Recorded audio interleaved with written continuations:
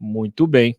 Olha, hoje você acompanhou a despedida, né? O Barroso fez uma despedida do comando lá do TSE, fez um balanço da sua gestão e mandou vários recados para o Bolsonaro. Vamos assistir 2 VTs aqui separados pela produção que tratam disso.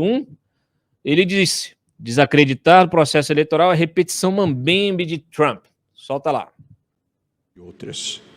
Num mundo que assiste preocupado à ascensão do populismo extremista e autoritário, reiscendendo a fascismo, a preservação da democracia e o respeito às instituições passaram a ser ativos valiosos, indispensáveis para quem queira ser um ator global relevante. Não é de surpreender que dirigentes brasileiros não sejam hoje bem-vindos em nenhum país democrático e desenvolvido do mundo, e nos eventos multilaterais vagam pelos corredores e calçadas sem serem recebidos, acumulando recusas em pedidos de reuniões bilaterais. Como já disse anteriormente, a marca Brasil vive um momento de deprimente desvalorização mundial. Passamos de um país querido e admirado internacionalmente a um país olhado com desconfiança e desprezo. Aqui no Superior Eleitoral, procuramos fazer a nossa parte na resistência aos ataques à democracia. Aliás, uma das estratégias das vocações autoritárias em diferentes partes do mundo é procurar desacreditar o processo eleitoral, fazendo acusações falsas e propagando o discurso de que se eu não ganhar, houve fraude. Trata-se de repetição mambembe do que fez Donald Trump nos Estados Unidos, procurando deslegitimar a vitória inequívoca do seu oponente e induzindo multidões a acreditar na mentira.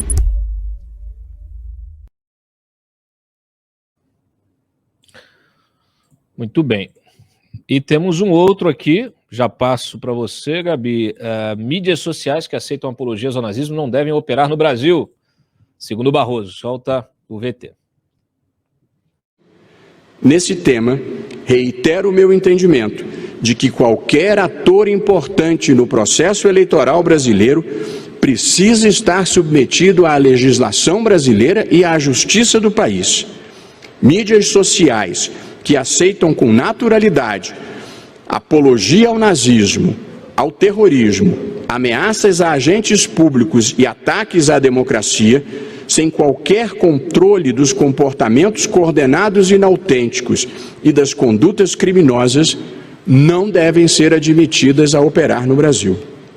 A liberdade de expressão é muito importante e precisa ser protegida, inclusive contra os que a utilizam para destruí-la, juntamente com a destruição da democracia. O ódio, a mentira e as ameaças não são protegidas pela liberdade de expressão porque eles se destinam a silenciar a expressão dos outros.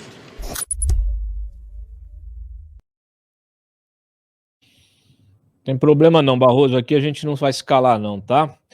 Gabi, o que você achou aí do pronunciamento do Barroso? O que mais você destacaria deste balanço que ele fez da gestão dele como presidente? E fale um pouquinho também depois do Fachin, né, que vai assumir o cargo. Pois é, Cláudio, foi um claro, ele deu vários recados ao presidente Jair Bolsonaro, desde o início, bem no início, quando ele começou a falar, ele já falou da desinformação, do combate à desinformação do tribunal.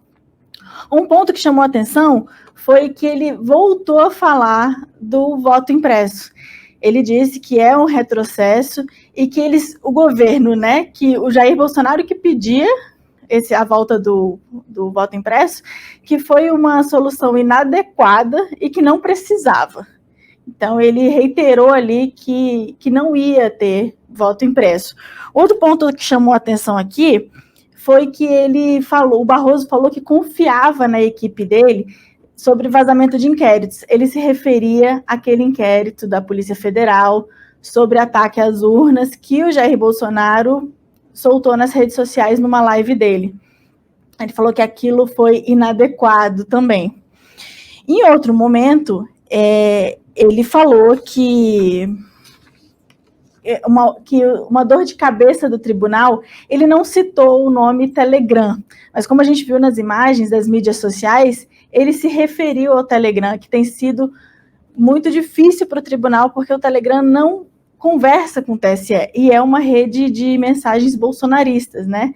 Então, tá tendo essa dor de cabeça aí com o Telegram, e isso que ele falou, que as mídias sociais não vão, que o Telegram não pode fazer tudo o que quer, ele vai ter que ficar junto com a justiça brasileira, ele vai ter que se sujeitar à legislação brasileira.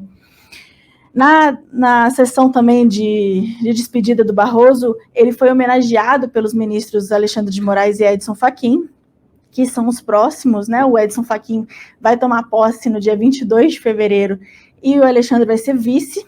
Edson Fachin vai ficar 6 meses na presidência do tribunal e vai ser substituído pelo ministro Alexandre de Moraes. Alexandre de Moraes vai comandar o tribunal nas eleições e já tem dado também vários recados que não vai admitir muita coisa errada, não. Muito bem. Muito bem, muito bem. O Fachin está assumindo, já assumiu? Não, o Fachin vai assumir no dia 22 de fevereiro, na semana que vem. Vai ser uma sessão por videoconferência, em razão da pandemia. A gente ainda está apurando se o Jair Bolsonaro vai participar. Geralmente ele participa dessas posses, mas vamos ver se ele vai participar, né? E ele fica até quando no cargo? 6 meses. Então, explica pra gente, porque aí ele fica 6 meses e entra o Alexandre de Moraes. Então, o Alexandre é que vai estar presidindo o TSE durante a campanha e durante a eleição, né? Isso. Por que isso? O que acontece? O ministro Edson Fachin entra agora. Geralmente, eles ficam 2 anos na presidência, mas o ministro Edson Fachin vai fazer 70 anos. Então, ele tem que sair. Além disso, ele já vai pegar o tempo que ele tem que ficar no TSE, que são os 2 anos. Então, ele não pode passar de 2 anos da presidência. Por isso, o ministro Alexandre de Moraes vai assumir e ele que vai comandar a corte nas eleições. A gente pode esperar, então, aí vamos dizer assim, um afunilamento nesse embate, né? Porque o Alexandre de Moraes é o grande, vamos dizer assim, inimigo do bolsonarismo, em função dos inquéritos que ele comanda lá e que botou na cadeia vários aliados do Bolsonaro, e ele vai estar também comandando a Justiça Eleitoral durante as eleições, né? Então, a gente pode esperar aí uma intensificação nos ataques do Bolsonaro e dos bolsonaristas ao TSE, à própria Justiça Eleitoral. Há uma análise, inclusive, de bastidor que associa essa intensificação dos ataques a uma forma de buscar aí uma saída, pelo próprio Bolsonaro buscar uma saída e não concorrer, caso ele caia nas pesquisas, até a eleição, até o primeiro turno, e então ele poderia alegar aí uma desconfiança em relação ao processo eleitoral e sair pela tangente com uma justificativa, uma saída aí, uma desculpa, né, para ele poder sair. Tem um fato que a gente registrou ontem, você até publicou, que o Fernando Azevedo e Silva estava cogitado, estava até já indicado, ia assumir a direção geral do TSE, que é um cargo técnico, né? E ele apresentou então desistiu do cargo, apresentou alguma justificativa pessoal, nós noticiamos ontem aqui, desistiu do cargo e isso acabou sendo comemorado pelos bolsonaristas. O que você pode comentar sobre essa saída e quem vai ficar no lugar dele, Gabi? Pois é, ele alegou questões de saúde e de família e não quis assumir o cargo. Ontem, no final da noite, a corte disse que o atual diretor-geral ia continuar no cargo, Rui Pimenta, e é isso que a gente tem até o momento, assim. Ele já era, esse atual diretor já era do Barroso, de outras gestões, então ele conhece o sistema eleitoral, como que a corte quer quer fazer nas eleições. Ele participou das reuniões de transição que estão acontecendo, né, entre o Barroso, o Fachin e o Moraes. Então, ele já está sabendo quais são as estratégias que o tribunal vai adotar nos próximos meses para evitar fake news, para combater as fake news, para evitar problemas com as mídias sociais. Então, eu acho que ainda vem muita informação por aí. Muito bem. Deixa eu aproveitar e te perguntar, porque ontem você subiu no site, você subiu no site aquele relatório que foi disponibilizado pelo TSE com as respostas às perguntas feitas pelo Ministério da Defesa, pelo representante, né, das Forças Armadas que participa do grupo de trabalho lá das eleições.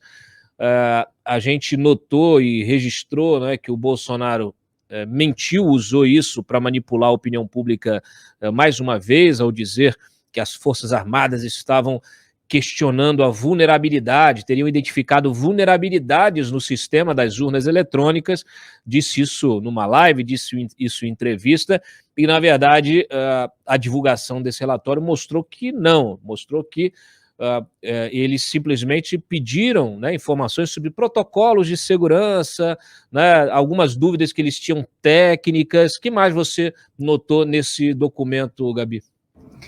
Foi muito interessante aquele documento, eram 80 perguntas, mais de 700 páginas que o TSE disponibilizou. O TSE disponibilizou, não ia disponibilizar a íntegra das respostas, porque corria sob sigilo, mas ele decidiu mostrar a todos, porque estava havendo alguns vazamentos. Então, pela transparência que eles sempre pregam, que querem mostrar no sistema eleitoral, nas eleições, eles decidiram disponibilizar isso.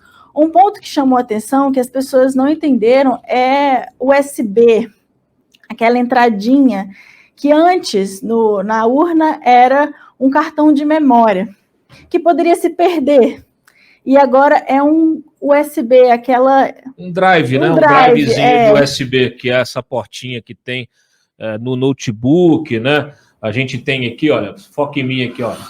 Opa, tô caindo, quebrando as coisas aqui, ó. Aqui, ó. Você tem aqui um USB, né? E isso é um drive normal, as coisas evoluem, viu, gente?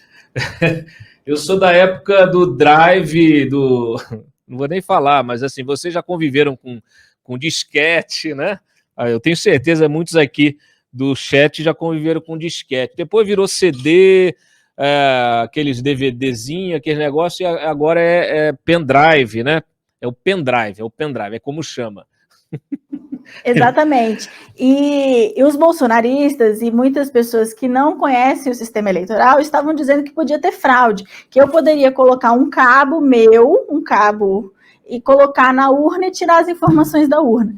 O que o TSE explicou? Explicou que não é possível. Se colocar um cabo que não está configurado na urna, você não vai ter nenhuma informação. Então, eles foram mostrando todas as informações, tinha respostas até muito técnicas naquele relatório, mas eles deixaram tudo muito claro. E em nenhum momento as Forças Armadas, o Ministério da Defesa, perguntou sobre as vulnerabilidades do sistema. E só para lembrar, o TSE, desde o ano passado, está fazendo o teste das urnas, teste público das urnas. Ano passado, houve alguns ajustes, pedido de ajustes, e em maio desse ano, o TSE vai mostrar que não tem mais nenhuma vulnerabilidade, todos os ajustes foram feitos.